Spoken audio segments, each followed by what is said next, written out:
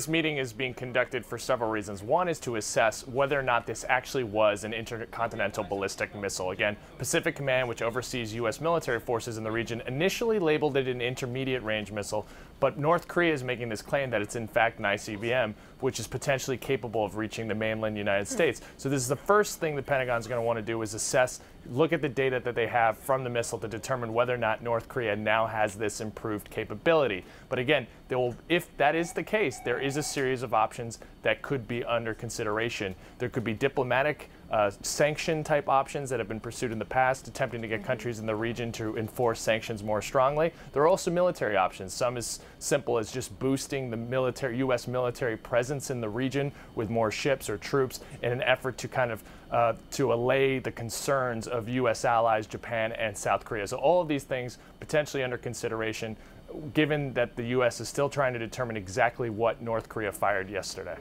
And as you point out, they haven't reached a conclusion yet. Basically, they're looking at the intelligence. North Korea has said that it did launch this intercontinental ballistic missile. But the big question is, when something like this happens, and the fact that this is of such big concern, how close could the North Koreans be toward actually landing a missile on the U.S. mainland, Ryan?